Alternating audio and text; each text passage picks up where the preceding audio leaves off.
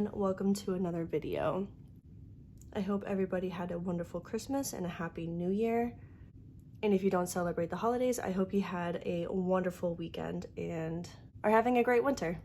Originally, I wanted this video to come out sooner, like way sooner, and I feel really bad for not filming anything in like a week. But I got pretty sick over Christmas and I'm finally feeling better enough to film this video, so we are doing it now. So I didn't really know what I wanted to do when I was setting up my new life bullet journal and my new book bullet journal for 2022. So I kind of did it over a couple of days and I didn't film it. So instead I'm going to just show you a little flip through. So we're going to start with my life bullet journal. This is a brand new journal. I got it from Hobby Lobby. I'm pretty sure it's just the Hobby Lobby brand or like the cheapest one I could find. I just wanted a very simple black bullet journal and that's what I found. So this year I'm keeping a very minimal setup. And I will show you what I mean. So open it up and here is my title page. It's very simple, just some black paper, some brown paper, layering, hello 2022, with some flower stickers. Kind of self-explanatory.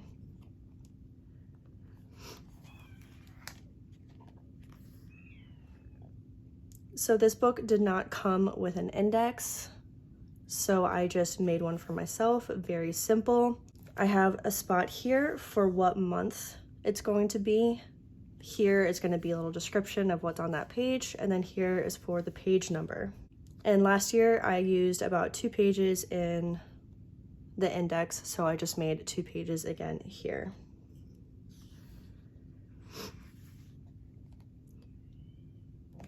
Here is my grid spacing. Last year I followed a grid spacing from Amanda Rach Lee, and it had a bunch of measurements I don't use. So this time I used just the measurements that I use. So it's very simple. It's just where halfway is through the page. And then I have spaces for if I want to split the page in 3 this way, which I do often for my weekly spreads. And I have 4 this way too, so I can try a different form of weekly spread.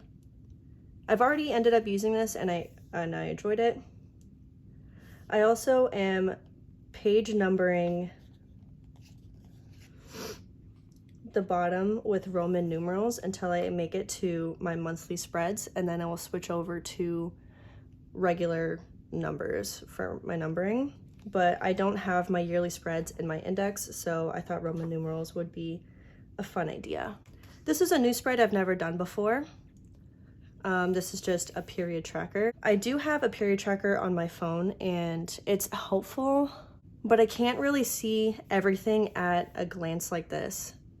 So I want to be able to see for the whole year kind of like trends and stuff. And I didn't actually fill out the key yet, but I'm not really tracking too much stuff, just, you know, how heavy the flow is and some other common symptoms I get like cramps and headaches. So then moving on, I have my future log. I really like the way this came out. It looks really like clean and almost professional, except I hate the way that my lettering came out for future log. When I penciled it in, it was so cute. And then as soon as I covered it with the black pen, it just looked horrible. But it is what it is. I'm not gonna, you know, do the absolute most trying to fix it.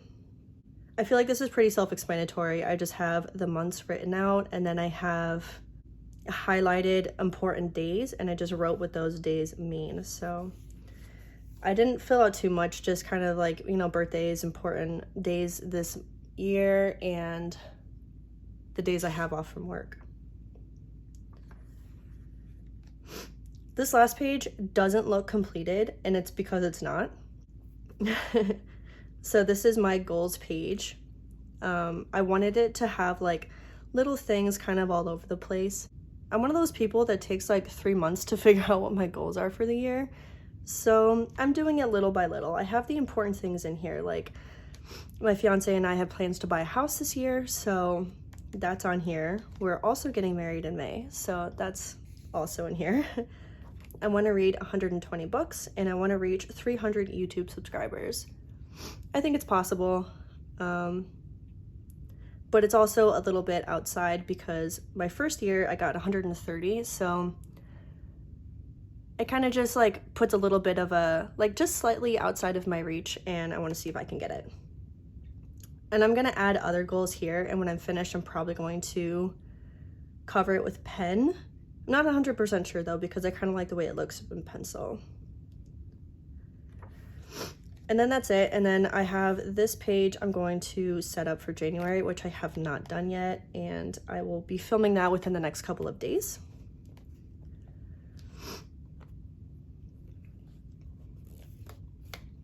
So that is it for my life journal.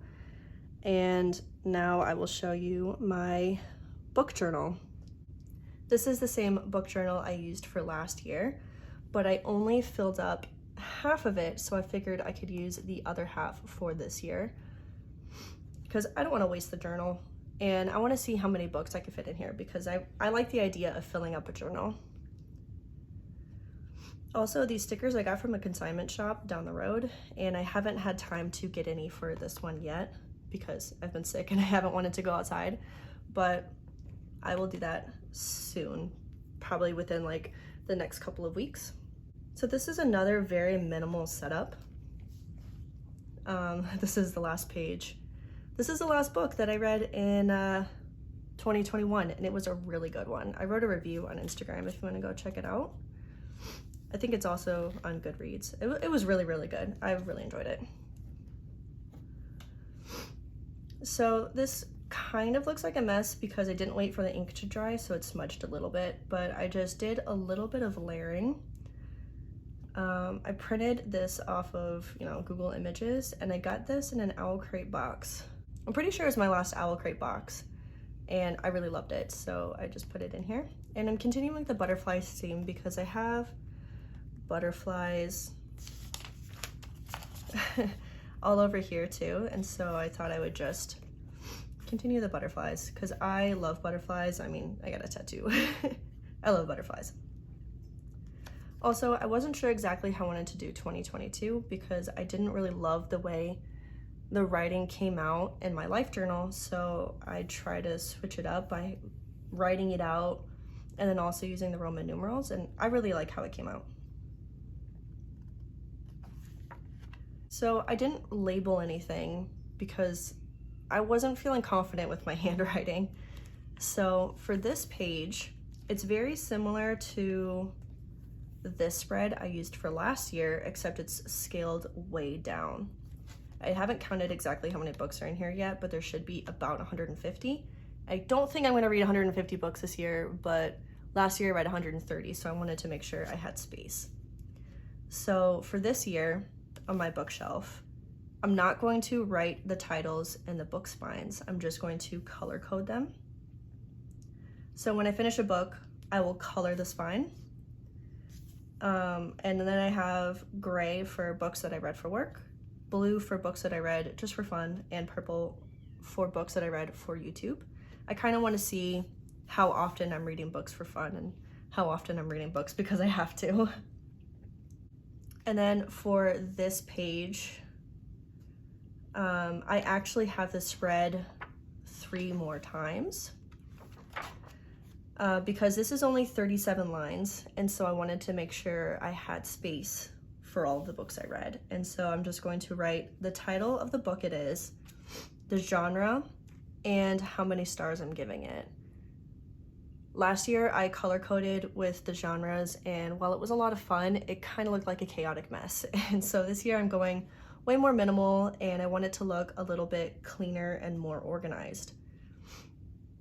Right now it does look plain, but this page is going to be colored in, and then this will have tons of writing, so I didn't want to go too hard with the designs and have everything look busy.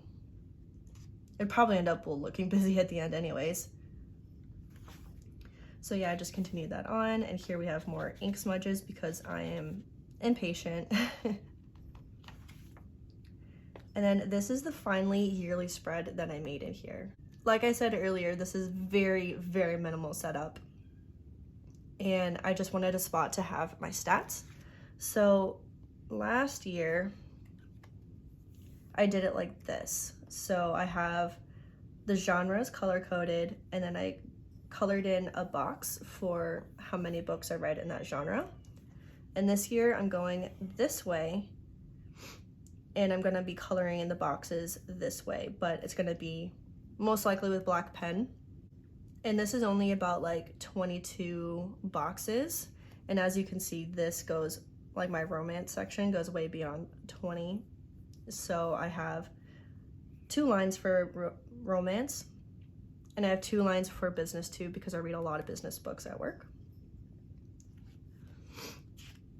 I also have this that I did last year, and I didn't exactly finish it up yet, but it was kind of just like brackets for the best book I read, like my favorite book I read, and the worst book I read. And I didn't really enjoy doing this, and I'm kind of feeling like lazy, like I don't want to go back and print the pictures, so I didn't want to do something this complex again.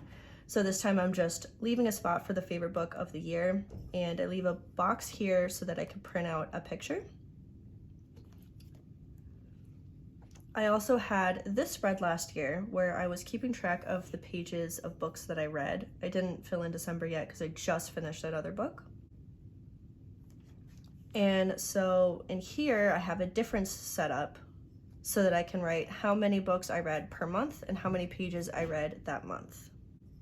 I'm also seeing I didn't leave space for a total, but I could probably like add that at the top or something. Yeah, and then here is blank because this is where I'm going to be setting up January. Like I said, I have not done that yet, but I will be filming that in a couple of days.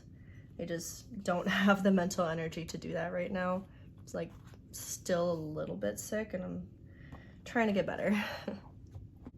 Okay, so that is it for my yearly setups and my 2 bullet journals.